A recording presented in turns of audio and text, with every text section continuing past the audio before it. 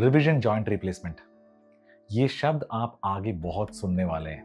अगर आपने अब तक नहीं सुना तो मैं आपसे आज बात करता हूँ रिविजन जॉइंट रिप्लेसमेंट के बारे में। मैं डॉक्टर साइमन थॉमस हूँ। I am the director of robotic joint replacements and orthopaedics at Max Super Speciality Hospital Shalimar Bagh.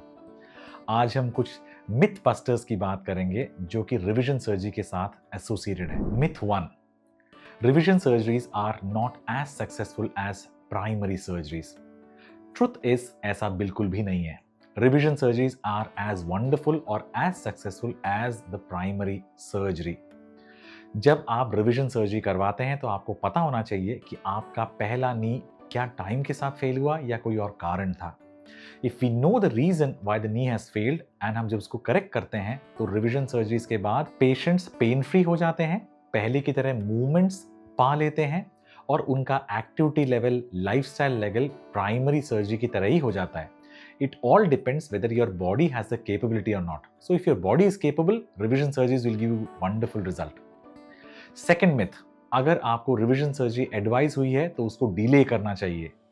In fact अगर प्रॉपर रिविजन सर्जरी एडवाइस हुई है और वो एडवाइस सही है, यानी कि आपको एक्चुअली रिविजन की जरूरत है, तो डिले ना करें, क्योंकि जितना ही आप लूज इम्प्लांट्स के साथ चलते फिरते रहते हो उतना ही चांस है कि बोन स्टॉक यानी कि जिस हड्डी पे वो इम्प्लांट नया लगाना है उसकी स्ट्रेंथ कम हो जाएगी और प्राइमरी के बाद रिवीजन में वो आनंद या मजा ना आए या हमारी लाइफ कॉम्प्रोमाइज हो जाए।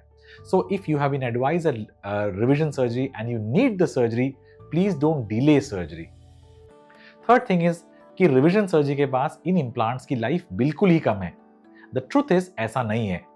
Compare to a primary, revision की लाइफ कम जरूर होगी, लेकिन ऐसा भी नहीं है कि वो सिर्फ 2-3 साल चलेगा या 1 साल चलेगा। In the right indication with the good implant जो हमारे पास अब है, patients can have a mobile life, pain free life and an implant which last for a long time. So if you are looking at a revision, don't be scared.